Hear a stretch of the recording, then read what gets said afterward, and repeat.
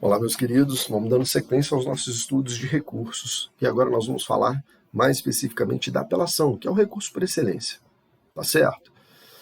Bom, primeira coisa que nós vamos fazer é analisar as hipóteses de cabimento de apelação, certo?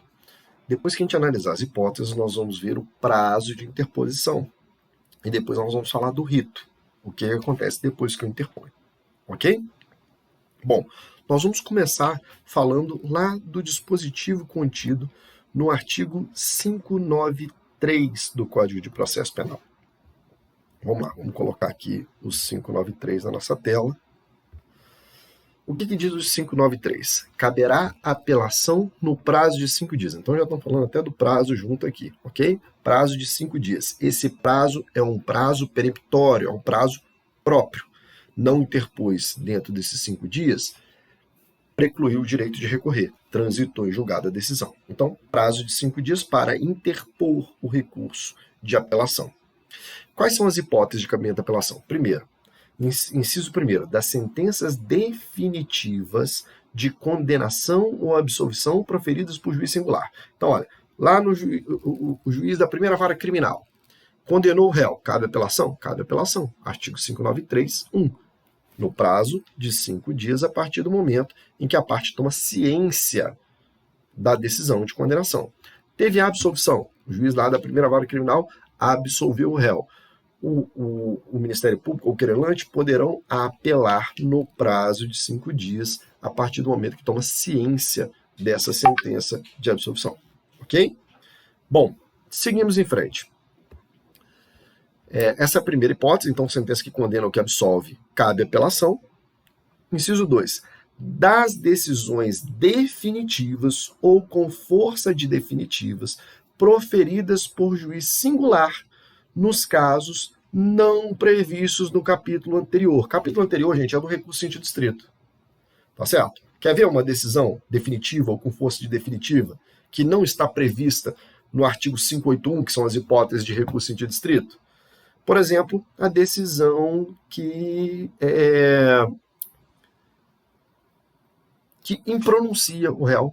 Nós temos lá a previsão no inciso 4º do 581, nós temos para a decisão que pronuncia, que manda o réu à júri, ou seja, dá prosseguimento no feito. Mas se a gente tivesse uma decisão ao contrário, que desse a impronúncia, ou seja, matasse aquele processo ali naquele momento, ou uma decisão de absolvição imprópria, o que poderia acontecer? Olha, caberia um recurso de apelação, porque são decisões definitivas ou com força de definitivas proferidas por juiz singular em casos não previstos no capítulo que trata do recurso em sentido estrito. Então, por exemplo, caberia apelação da decisão de absolvição sumária e da decisão de impronúncia. Ok? E temos aqui a terceira hipótese de cabimento de recurso de apelação seriam nas decisões do tribunal do júri quando 1. Ocorrer nulidade posterior à pronúncia. Letra A. Letra B. A sentença do juiz presidente for contrária à lei expressa ou à decisão dos jurados. C. Quando houver erro ou injustiça no tocante à aplicação da pena ou da medida de segurança. D. Quando for a decisão dos jurados manifestamente contrária à prova dos autos. Reparem aqui uma coisa, quando a gente está falando de decisão do tribunal do júri, eu tenho muita restrição às possibilidades de cabimento de recurso de apelação. Por quê? Porque lá no rito do júri, a gente tem a soberania dos vereditos. Nenhum tribunal pode modificar a decisão do jurado.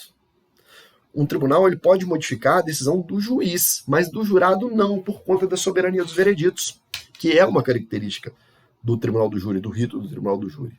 Então a gente percebe que a gente tem limitações às possibilidades aqui de cabimento de apelação. Se eu tiver uma decisão, por exemplo, a linha A, né, ocorrer uma nulidade posterior à pronúncia, se teve nulidade depois da sentença de pronúncia, durante o julgamento, anterior ao julgamento, na hora da sentença no julgamento, se houver uma nulidade, aí o tribunal pode anular o júri, anular a decisão mas ele não pode modificar. Por exemplo, se o réu foi condenado pelo júri, o tribunal não pode absolvê-lo. Se o réu foi absolvido pelo júri, o tribunal não pode condená-lo. O que ele pode fazer, se tem uma nulidade posterior, ele decreta a nulidade, anula o ato e anula todos os atos subsequentes e manda repetir. Então, se anulou o júri, vai repetir o júri, vai acontecer um novo júri, agora com outros jurados. Ok? Mas o tribunal não modifica a decisão por conta da soberania dos vereditos. Então, olha só. Quando o juiz aqui, quando o tribunal está anulando uma decisão, ele não está afetando a soberania dos vereditos. Ele verificou que teve uma nulidade, um erro, um vício que causou prejuízo e que tem que haver anulação e anulação dos atos subsequentes. Ele não modificou a decisão. Na segunda hipótese, deixa eu só tirar um pouquinho aqui que está atrapalhando, a minha imagem está atrapalhando ali a leitura, né? Vamos lá, deixa eu subir um pouquinho.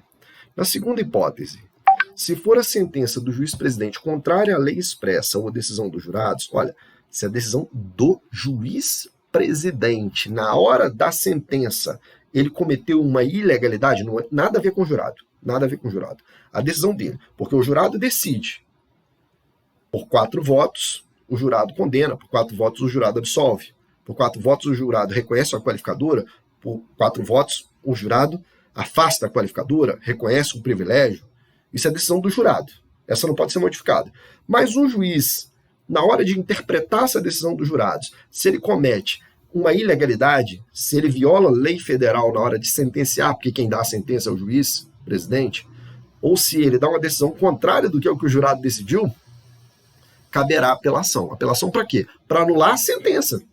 Anular a sentença do juiz, não o júri, não a decisão do jurado, e sim a sentença do juiz.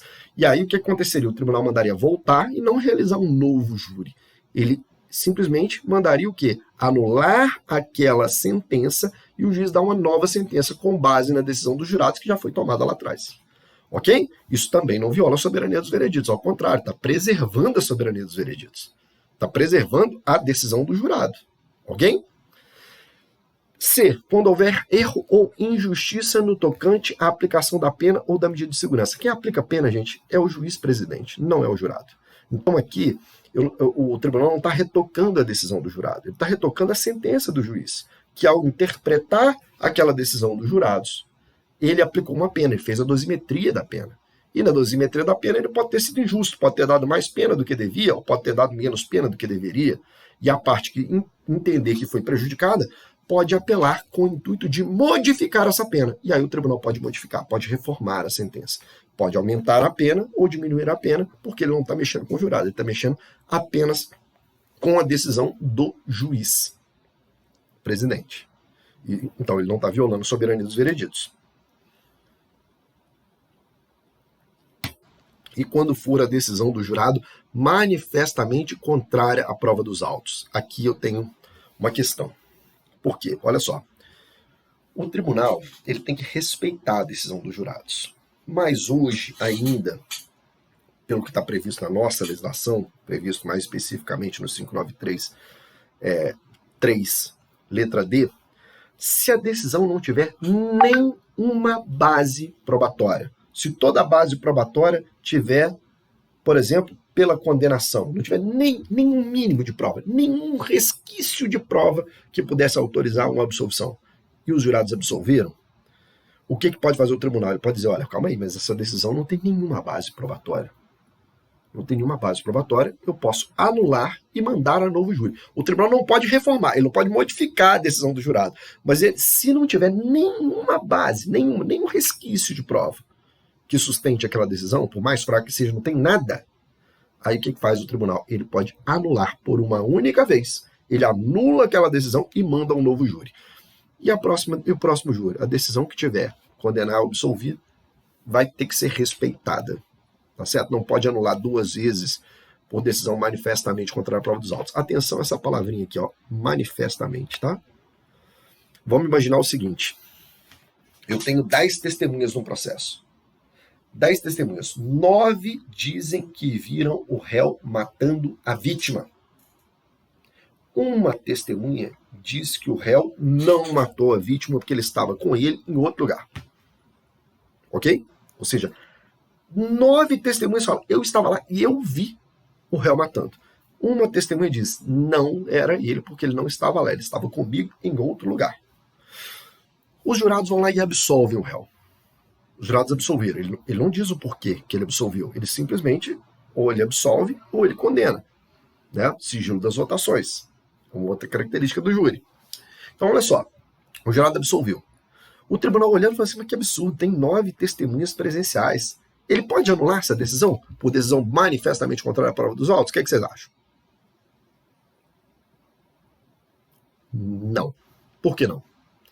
Porque existe uma prova que pode ter embasado a decisão do jurado. Tem uma testemunha, embora seja uma contra 9, tem uma testemunha que aponta que o réu não foi o autor do fato.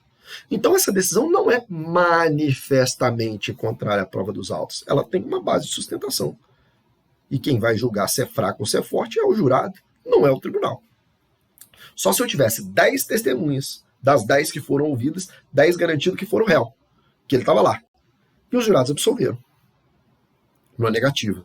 Ou tinha 10 testemunhas que comprovavam que o réu não era o culpado. E foi lá e teve uma condenação.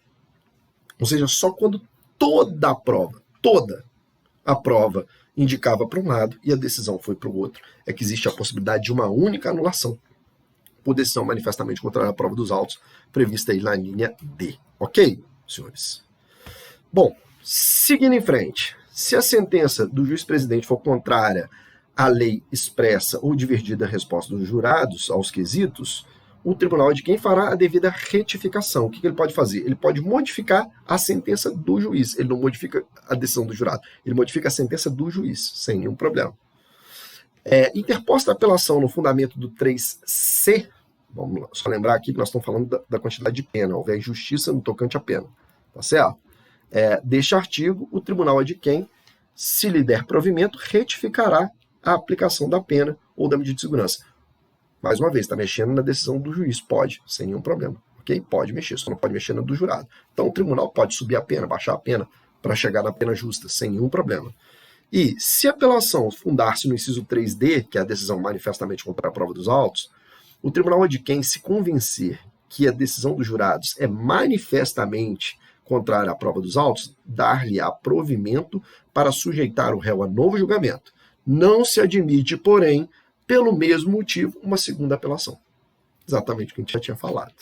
Inciso 4º, quando cabível a apelação, não poderá ser usado recurso em sentido estrito, ainda que somente de parte da decisão se recorra.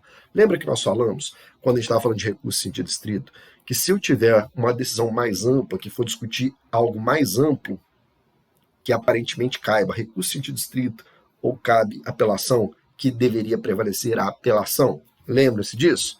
Pois é. Então, olha só. Quando for cabível para a mesma decisão, aparentemente, recurso em sentido estrito e apelação, o que cabe, na verdade, é apelação. Parágrafo 4º do artigo 593. Ok?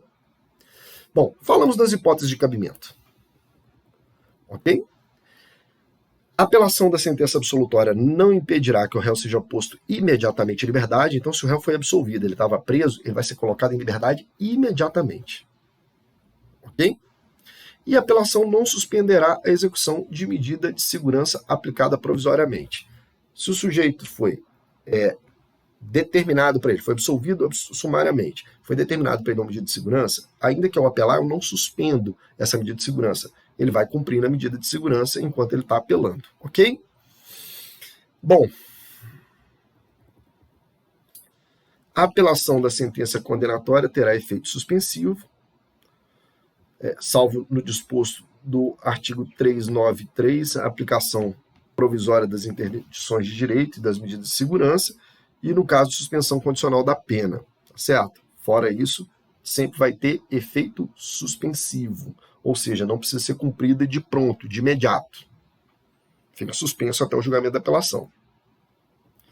Nos crimes de competência do júri ou o juiz singular, se a sentença não for interposta a apelação pelo Ministério Público no prazo legal, o ofendido ou qualquer pessoa enumerada no artigo 31 do Código de Processo Penal, ainda que não tenha se habilitado como assistente, poderá interpor apelação que não terá, porém, efeito suspensivo. Vamos entender aqui, olha só.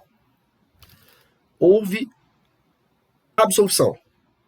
O Ministério Público não apelou, mas você tem lá cônjuge, são as pessoas que estão lá no artigo 31, cônjuge, ascendente, descendente ou irmão, eles têm até 15 dias a correr do dia em que terminar o prazo do Ministério Público, parágrafo único aí, ó. Olha o parágrafo único. Eles têm 15 dias a contar do prazo terminado pelo Ministério Público para interpor a apelação. Só que essa apelação não terá efeito suspensivo, ok? Bom, as apelações poderão ser interpostas quer em relação ao todo julgado, quer em relação à parte dele, você pode recorrer de parte desse julgado ou do todo, sem nenhum problema, e o rito da apelação está previsto no artigo 600. O que diz o artigo 600? Olha só, assinado o termo de apelação, o apelante e depois dele o apelado terão um prazo de 8 dias cada um para oferecer as razões. Esquece a parte final aqui que está revogada, tá? Pela Lei 9.099. Essa parte final aqui, que fala de prazo de 3 dias, nas contravenções, ela está revogada pela Lei 9.099, ok? Então, esquece essa parte. Artigo 600 nós vamos analisar até aqui. Olha, você tem um prazo para interposição das apelações, da apelação, que é um prazo de 5 dias. 5 dias a partir do momento que você toma ciência da decisão. Interpôs a apelação, dali para frente surge para você um prazo de apresentação das razões. O prazo de interposição é prazo peremptório, é prazo próprio. Se perdeu o prazo, perdeu a apelação. Ela não vai ser nem conhecida. Tá certo? Mas você interpôs a apelação em 5 dias. Depois que você interpôs, surge um prazo para você apresentar as razões, os motivos pelos quais você está apelando. Ou seja, os fundamentos que você quer demonstrar para o tribunal, para que o tribunal reforme aquela decisão, casse aquela decisão antiga. E esse prazo para apresentação das razões recursais é um prazo de 8 dias, a contar do dia em que você interpôs a apelação. Você tem, então, 5 dias para interpor a apelação, prazo próprio, peremptório. Interpôs, você passa a ter 8 dias para apresentação das razões recursais. Essas razões são apresentadas para o juiz, mas porque o juiz encaminha ao tribunal depois de apresentadas as contra-razões. Depois que a parte recorrida tenha 8 dias para ela também rebater o seu recurso, querendo. Bom, apresentadas as razões e as contra-razões, o que faz o juiz? Ele não pode retratar da decisão. Diferente do recurso sentido estrito, que cabe retratação, no caso da apelação, não cabe retratação. O que o juiz tem que fazer? Ele tem que remeter a apelação ao tribunal ad quem, que vai decidir a respeito do julgado. Ok? Bom, vamos lá. Mas eu posso interpor o recurso e apresentar já direto as razões? Pode também. Tá certo? Você tem 5 dias para apresentar o seu recurso, para interpor o recurso. Você quer apresentar de uma vez? Você pode. Você quer apresentar no prazo de 8 dias? Você pode também. E ainda tem uma terceira possibilidade, que essa é discutida, a constitucionalidade dela, que é se você deseja apresentar as razões apenas no tribunal. Existe essa possibilidade dentro da lei, mas é discutida a constitucionalidade disso. Olha só. Vamos lá. Primeiro, a gente vai ver aqui, ó, se houver assistente, este arrazoará no prazo de 3 dias após o Ministério Público. Então, o Ministério Público apelou, beleza. Tem 8 dias para interpor, para apresentar as razões. Apresentou as razões. O assistente de acusação tem 3 dias para apresentar as razões. Depois vai para a defesa para ela apresentar as contra-razões. Se a defesa interpôs a apelação, ela tem 8 dias para apresentar razões. O Ministério Público tem 8 para contra-razoar o recurso. E o assistente tem 3 dias para contra-razoar depois do Ministério Público. Vamos lá. Se a apelação for movida pela parte ofendida, o Ministério Público terá vista dos autos no prazo do parágrafo anterior. Ou seja, vamos lá.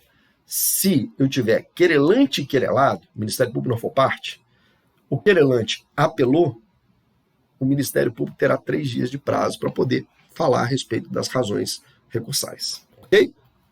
Quando forem 2 ou mais apelantes ou apelados, o prazo será comum. Vamos supor que eu tenho 2 réus.